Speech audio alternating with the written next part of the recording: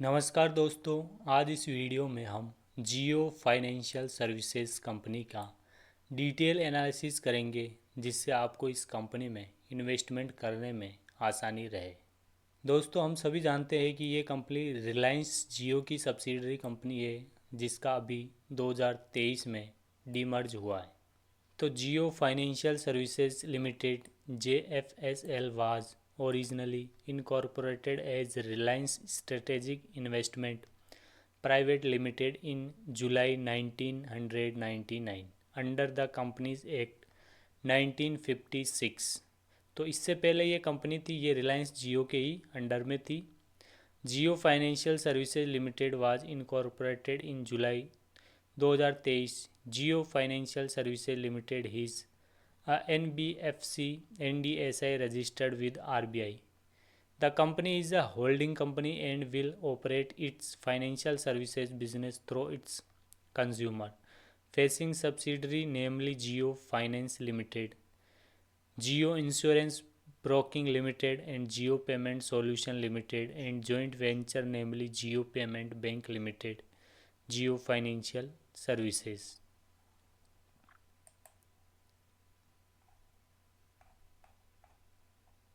इसके बाद है ओवरव्यू।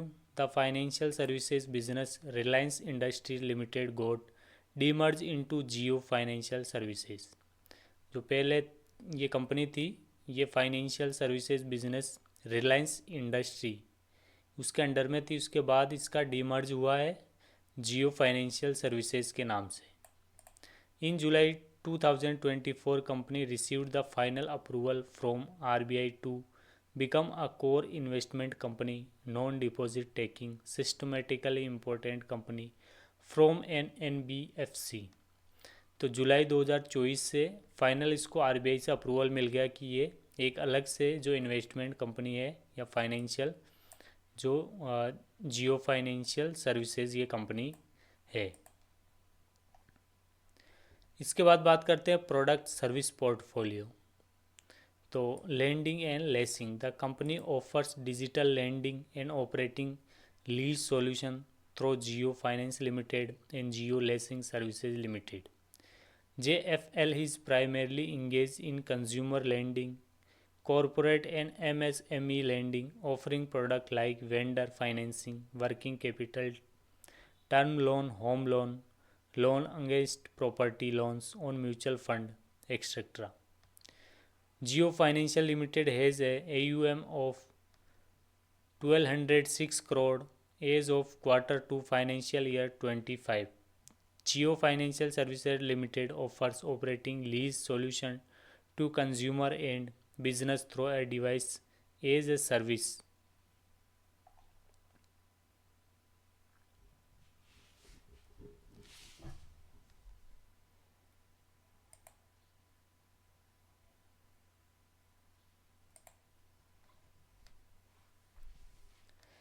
इसके बाद है payment. The company offer transacting solution through Jio payment solution limited and Jio payment bank limited, including checking accounts, debit and credit cards, and payment solution through payment aggregator and payment gateway roots.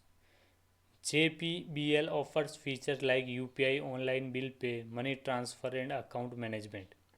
It has expanded business correspondent network to 3,000 and received approval to set up 1,600 BC outlet. It has over 1.5 million CASA customers। इसके बाद है कंपनियों का जो रिक्स revenue है, वो H1 half of financial year 24 में वो कहाँ कहाँ से आया। तो इंटरेस्ट से जो इनकम होती है वो होती है 38%, डिविडेंड से जो इनकम होती है वो होती है 21%, और फ़ी और कमीशन से होती है वो होती है 8%। इसके बाद net gain on fair value changes वो होता है 33%। इसके बाद है Jio finance app. The company launch a new version of Jio finance app in October 2024 post beta phase, also embedded on my Jio app in September 2024। तो कंपनी ने जियो फाइनेंस के नाम से नया ऐप अक्टूबर 2024 में जो है लॉन्च किया। The Jio finance app is a platform that address the everyday financial needs of its customer by integrating digital banking, UPI transaction, bill payment, insurance advisory through a user-friendly interface. It added loan against property, health insurance, terms insurance on app. इसके बाद है investment.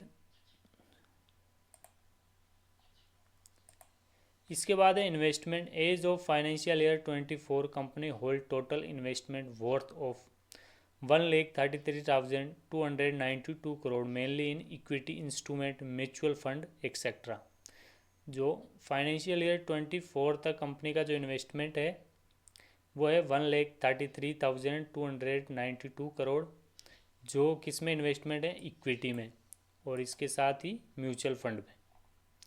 इसके बाद जो company है किस चीज़ पर ज़्यादा फोकस कर रही है, वो company plans to invest in technologies like AI और ML. It is also exploring partnership with fintech startup for technological advancement in the financial sector. जो मेन जो कंपनी का फोकस है वो है AI आर्टिफिशियल इंटेलिजेंस पर।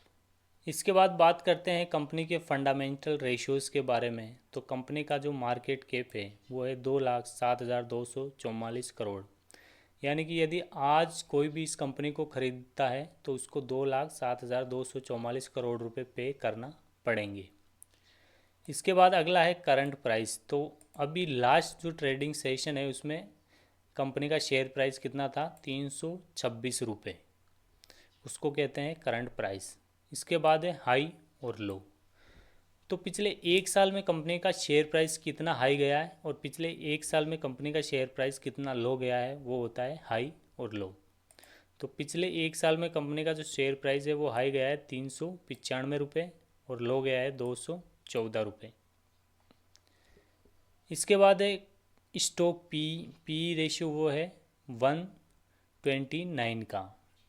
इसके बाद है बुक वैल्यू। तो कंपनी की बुक वैल्यू है 216 रुपये।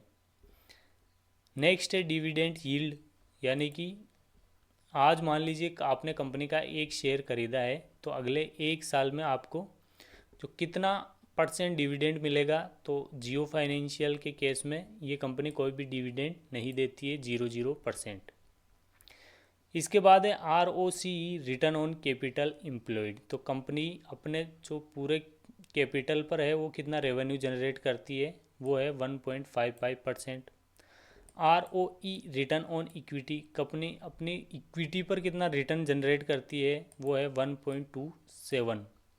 तो ROCE और ROE दोनों ही कंपनी का बहुत कम है। जनरली 12 से 15% से ऊपर ROCE और ROE होना चाहिए। इसके बाद है फेस वैल्यू, वो है 10 रुपये की।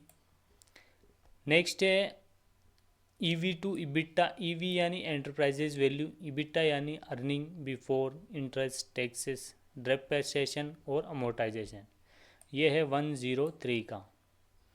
इसके बाद है एंटरप्राइजेज वैल्यू, ये है 2,02,112 करोड़ रुपए। नेक्स्ट है डेट टू इक्विटी, यानी कि कंपनी पर कोई कर्जा है तो वो तो नहीं है, तो उसका जो रेशियो है वो है 0 कंपनी पर कोई भी डेट टू इक्विटी जो रेशियो है वो 0 है।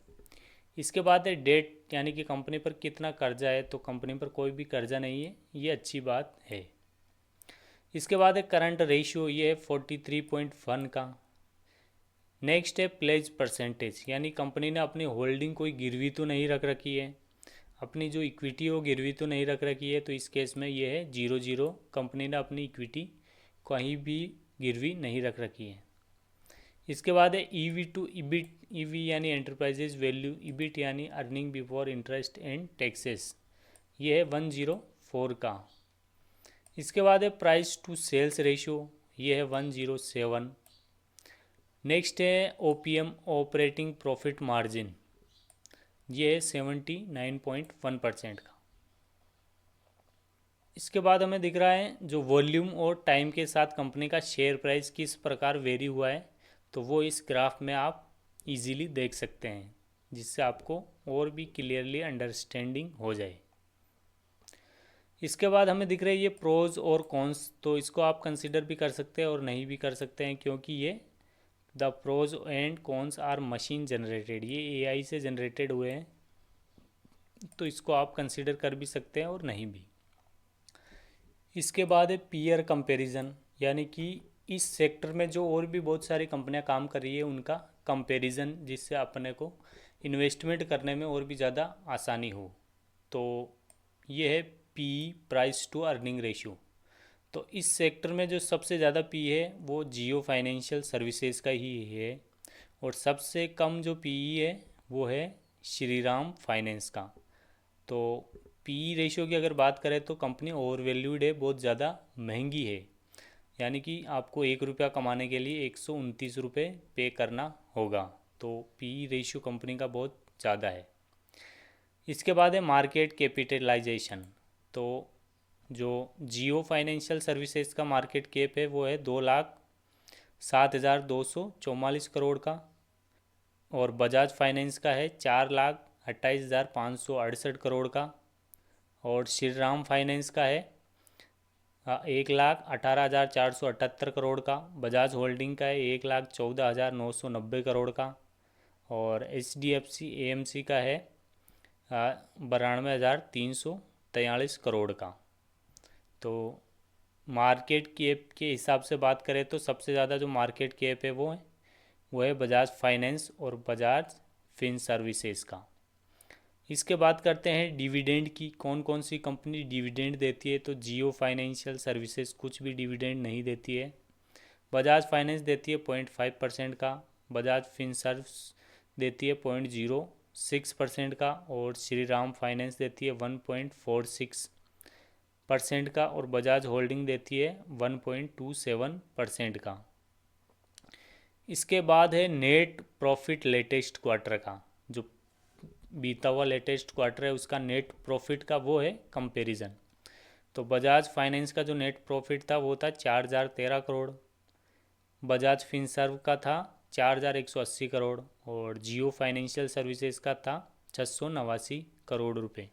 तो ज़्यादा बजाज फाइनेंस से भी कम है इसका पिछले क्वार्टर का जो है प्रॉफिट, और बजाज फिनसर्व से भी कम है, और श्रीराम फाइनेंस से भी कम है, बजाज होल्डिंग से भी कम है। बाकी ये चोलोमन इन्वेस्टमेंट इससे भी कम है, यानी कि सबसे कम वो जियो फाइनेंशियल सर्विसेज का ही है।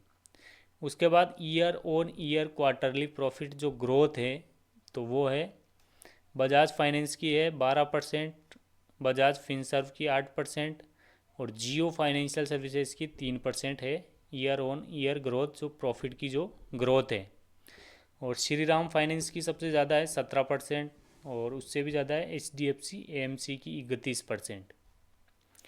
उसके बाद है जो सेल्स है लेटेस्ट पिछले क्वार्टर की वो है, तो बजाज फाइनेंस की है 17,090 करोड़, बजाज फिनसर्व की है 33,703 करोड़, और जियो फाइनेंशियल सर्विसेज की है 693 करोड़, और श्रीराम फाइनेंस की वो है 10,089 करोड़।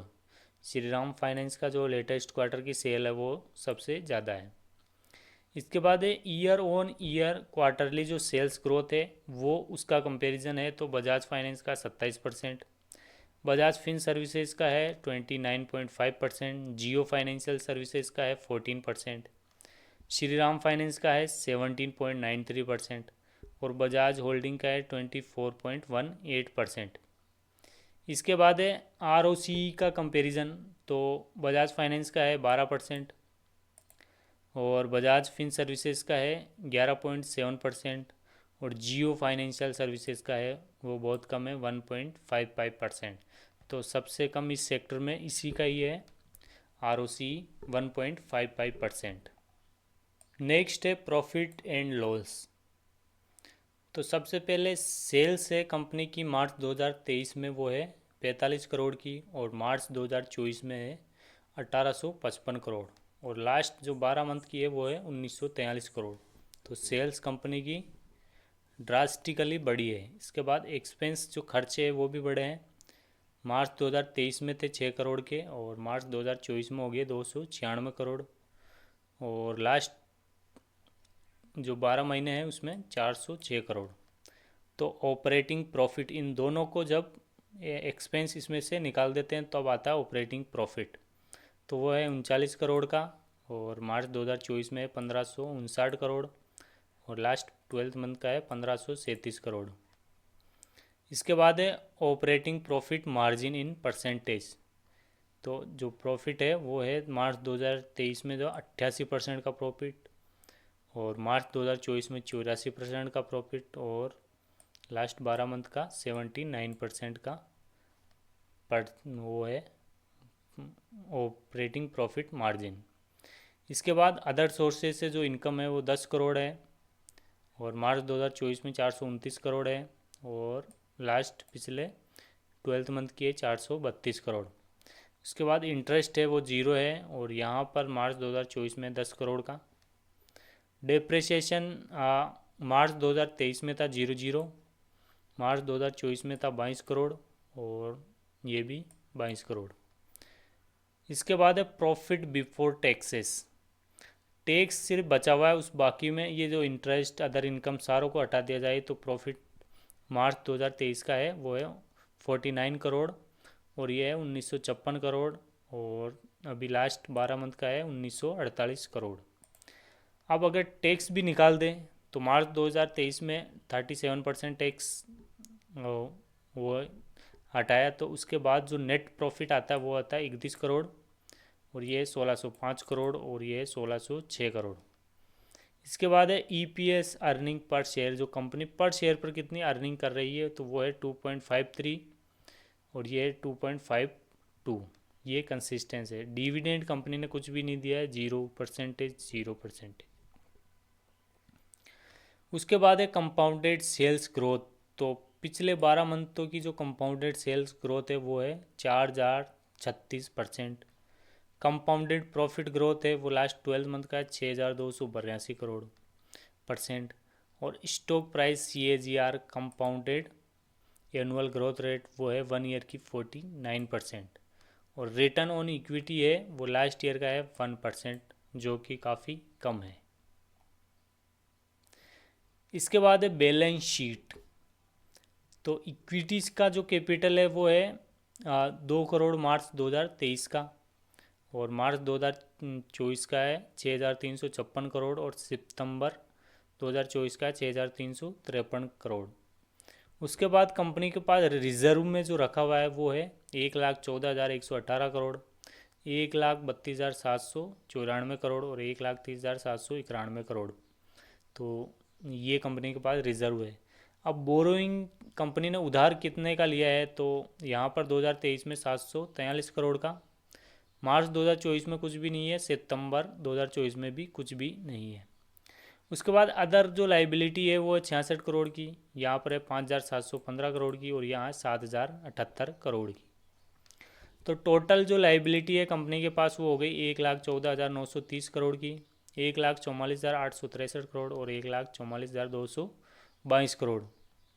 उसके बाद जो कंपनी के पास फिक्स्ड एसेट है वो है 158 करोड़ के, 172 करोड़ के, और 171 करोड़ के। उसके बाद इन्वेस्टमेंट और अदर एसेट्स को इनको और कंसिडर किया जाए तो टोटल एसेट जो कंपनी के पास है वो 1,14,930 करोड़, 1,44,863 करोड़, और 1,44,222 करोड़। उसके बाद एक कैश फ्लो। तो कैश फ्रॉम ऑपरेटिंग एक्टिविटी, जो अपना कंपनी मेन प्रोडक्ट जो सेल्स करती है उससे जो प्रॉफिट आता है उसको कहते हैं कैश फ्रॉम ऑपरेटिंग एक्टिविटी। तो ये मार्च 2023 में आया 2,055 करोड़, और मार्च 2024 में जो है ये है नेगेटिव 678 करोड़। इसके बाद cash from investing activity, company ने अगर इन्वेस्ट किया ये नेगेटिव में है, इसका मतलब ये बुरी चीज़ नहीं है, पैसा कंपनी से बाहर गया है। कंपनी ने अगर पैसा कहीं पर इन्वेस्ट किया है तो वो पैसा कंपनी से बाहर गया है, तो इसलिए उसको नेगेटिव में दिखाते हैं। तो 1,110 करोड़ कंपनी ने कहीं इन्वेस्टमेंट किया है तो इसलिए नेगेटिव में। और ये पैसा कंपनी के पास आया है, मान लीजिए इन्वेस्टमेंट को तोड़ा है उन्होंने तो वो पैसा वापस कंपनी के पास आया है, तो वो है 1,441 करोड़। उसके बाद है कैश फ्रॉम फाइनेंसिंग एक्टिविटी। तो मान लीजिए कंपनी ने कोई लोन लिया है तो या लोन का रीपेमेंट किया है तो पैसा कंपनी से बाहर गया है तो इसलिए नेगेटिव में है, और यहाँ पर भी ये नेगेटिव में। तो नेट कैश फ्लो है वो है 56 करोड़, और मार्च 2024 का है 11 करोड़। उसके बाद है सबसे इम्पोर्टेंट थिंग, वो है शेयर होल्डिंग पैटर्न। सबसे पहले हैं प्रमोटर्स। प्रमोटर्स यानी कंपनी के मालिक, सबसे ज़्यादा होल्डिंग कंपनी के मालिक के पास होने चाहिए। इसका मतलब कंपनी जो प्रमोटर्स को अपनी कंपनी पर पूरा भरोसा है ताकि और वो कंपनी फ्यूचर में ग्रोथ करेगी, इसलिए प्रमोटर के पास सबसे ज़्यादा होल्डिंग होनी चाहिए।